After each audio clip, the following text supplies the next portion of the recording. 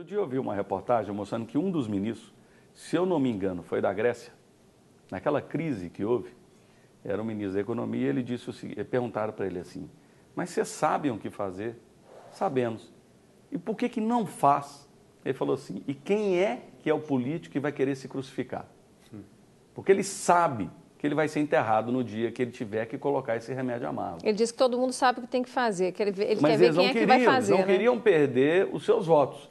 Então vamos entrar nessa crise e dizer o seguinte, nós estamos vivendo uma crise porque as decisões que precisam ser feitas para fazer o país crescer, gerar emprego e renda, aumento salarial, aumentar o crédito, a gente ter mais investimento, ter mais credibilidade, existe algo por trás que está travando isso e a nossa crise é um pacto, talvez aí social, é um pacto político? Tem faltado aos políticos responsáveis do Brasil uma maior sinceridade no seu relacionamento com a sociedade. Eu culpo esse governo e culpo o sistema político de modo geral por desconhecer um fato que é essencial. A capacidade do Estado brasileiro de seguir gastando ou gastando mais está esgotada. Por que está esgotada? Isso não é uma frase lançada ao ar, não. O governo pode gastar ou cobrando impostos ou se endividando. A dívida pública brasileira bruta já está por volta de 68%, 70%. Ela chegou num ponto de que os mercados reagiriam mal em aumentar esse endividamento. E com os juros grandes que nós temos no Brasil para manter a inflação sob controle, o custo disso para o orçamento do governo é brutal. Segundo lugar, o Brasil já é um dos países que tem a maior carga tributária do mundo. Os Estados Unidos, a carga tributária... Com menos retorno. Não, os Estados Unidos é 25% do PIB. O Brasil é 37%, 38%. A China é menos de 18%. Então, eu só estou dando exemplo de países muito bem sucedidos atualmente. Então, a primeira coisa que nós temos de pôr na cabeça é que a capacidade do governo brasileiro de fazer bondades está esgotada. Acontece que a sociedade brasileira, não sabendo disso, e ninguém lhes diz, ela só vai às ruas para pedir mais Estado. Ou seja, as pessoas vão à rua para pedir o quê? Mais salários, se são funcionários públicos, então é mais despesa pública. As pessoas, mais educação. Mais saúde, o que significa? Mais despesa. Mais segurança, isso é mais despesa. E quando ele fala que ele quer mais emprego, ou é do Estado, ou é do Estado, não, mas da economia não pode pedir, porque ninguém vai para a rua para pedir um emprego na indústria. Na indústria você se habilita, vai lá, faz um teste e passa. Agora, pedem mais o quê? Pedem mais habitação popular. Pedem mais transporte, tudo isso é digno pedir isso. Acontece que nós temos que pôr na cabeça que o Estado brasileiro crescendo a 1,5% ao ano, ele não tem a mais mínima capacidade de suprir essas demandas adicionais. E aumentando a despesa 13% a 15% ao ano. Agora, como é que você vai fazer com isso? Então, você fez a pergunta, como é que começamos a mudar um pouco essa coisa? Primeiro, você tem de recuperar a capacidade do país de crescer. Capacidade que está esgotada. Como é que um país cresce? É com investimento produtivo. O investimento produtivo é feito ou pelo Estado ou é feito pelo setor privado. Então, o Estado tem de aumentar um pouco a sua margem de capacidade para gastar em investimento produtivo. Se ele gastar tudo com salário, se ele gastar tudo com programa social, se ele gastar tudo como ele veio com despesas de custeio, com mais funcionários, ele não vai ter um tostão para gastar com investimento. E o setor privado só vai investir se ele tiver regras muito claras, tiver um ambiente econômico, macroeconômico favorável. Para isso, você precisa ter um governo que acredita no mercado, um governo que concorda que os empresários privados têm de investir em troca de um lucro, que os benefícios privados do investimento têm de ser sagrados.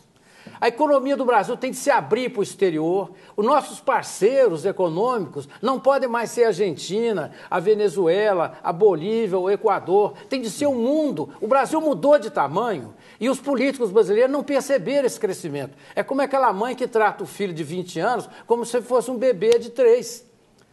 O Brasil já adquiriu musculatura e, ao mesmo tempo, já nutriu exigências e capacidades que lhe permitem fazer acordos de comércio com a Europa, com os Estados Unidos, com os países da Ásia. Então, o Brasil tem de acreditar em si mesmo e saber que o único criador de riqueza possível é o investimento privado, seja ele nacional, seja ele estrangeiro. Há um mundo de dinheiro no mundo sem oportunidade de investimento. A Europa não está crescendo, os Estados Unidos não estão crescendo, lá que estão as grandes poupanças financeiras do mundo. E esse dinheiro está parado porque não tem oportunidade de investir. E o Brasil demorou muito a admitir o investimento privado e o investimento externo nas nossas necessidades básicas de infraestrutura. Nós não temos estradas, nós não temos ferrovia, não temos portos, não temos aeroportos, não temos transporte público nas cidades. Então, se nós acharmos que o Estado resolve todos os problemas, porque a América Latina é o único recanto do mundo onde esses dogmas da esquerda dos anos 50 ainda continuam vivos. Quer dizer, os acontecimentos mudaram, o mundo não tem nada que ver. Eu vivi tudo isso. Eu nos anos 50, já existia, já tinha consciência do mundo. Nos anos 60, me formei na universidade. O Brasil daquela época não tem quase nada a ver com o Brasil de hoje. É como se nós vivêssemos hoje num país estrangeiro para aquela sociedade. Agora, o nosso setor político, o nosso sistema político continua atrasado, muito inferior à qualidade geral da sociedade brasileira. Os melhores homens do Brasil estão onde? Nas empresas, nas universidades, nas igrejas, nas associações. Não estão no Congresso Nacional, nem estão nos ministérios. Esse ministério que está aí, se o governo perder a eleição, eu duvido que mais que 1 ou 2 consigam emprego na empresa privada para ganhar até o salário que eles ganham lá. É gente sem qualificação, sem currículo, sem experiência técnica, sem valor pessoal. Então, o novo governo tem de incorporar uma mudança de perspectiva, um olhar diferente. Se nós formos elencar tudo que tem de ser mudado, nós íamos fazer uma ladainha de 1 hora, todo mundo ia desligar a televisão. Mas uma mudança de olhar, uma visão do mundo completamente diferente, uma crença no futuro, um olhar de adulto. Um olhar de adulto. O que eu peço ao novo presidente da República, que veja o Brasil, veja a si mesmo e veja o mundo como um adulto vê o mundo em redor de si. A gente começa a observar, talvez, no Brasil está faltando uma liderança com mais visão de futuro. Com mais coragem, né? Visão talvez eles tenham, mas não tenham a coragem para implementá-la, né, Fernando? Eu acho que falta líder, muita ele coragem. Tem que saber comunicar a visão, mas ele tem que ser aquele que implementa, né? Exatamente. Tem que ter coragem para implementar. Porque o plano de governo lindo guardado na gaveta não vai mudar nada. Deixa eu ler algumas participações aqui. Eu tenho a Amanda Maria aqui de Betim. Eu acho que estamos seguindo no rumo errado. Acho que devemos parar tudo e fazer uma grande reforma em todos os setores do governo.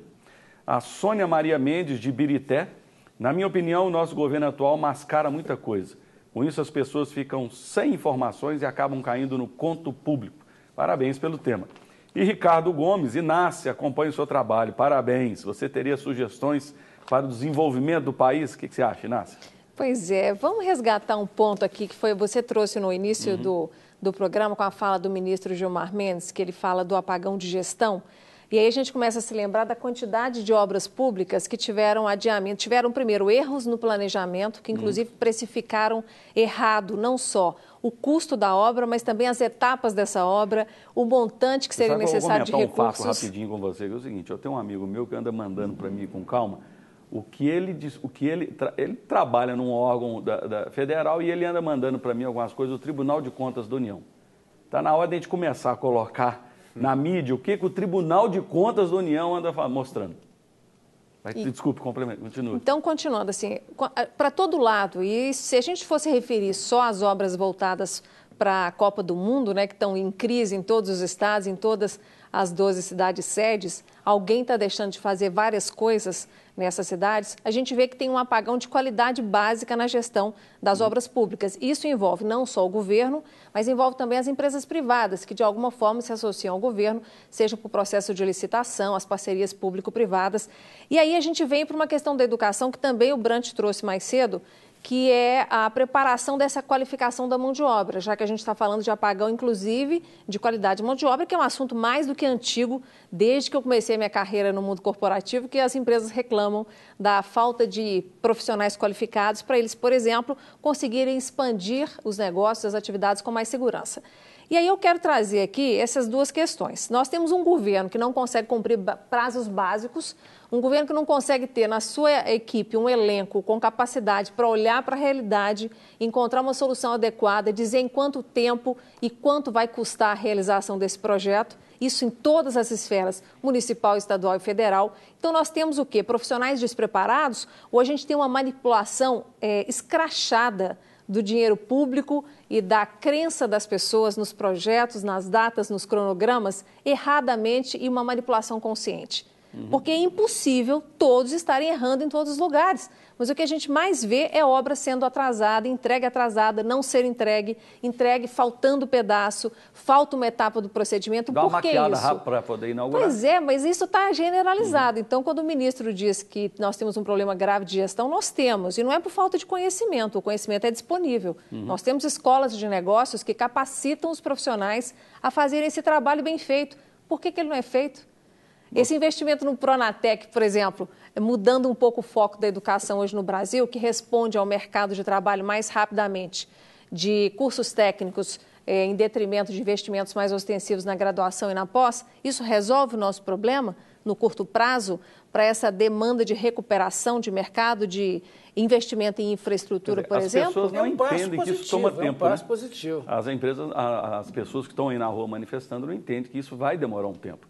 Eu lembro que agora, um tempo atrás, quando surgiu principalmente esse programa do governo, das pessoas poderem estudar fora do Brasil, esses meninos novos. Ciência Sem Fronteiras. Ciência Sem Fronteiras. Aí eles mostraram na reportagem que, na época do governo militar, todos aqueles brasileiros que foram estudar fora, a grande maioria, quando retornou, principalmente na área de petroquímica, a Petrobras, a área da própria Embraer e principalmente na Embrapa, são as maiores referências que nós temos hoje no Brasil e no mundo em questão dos nossos novos cientistas.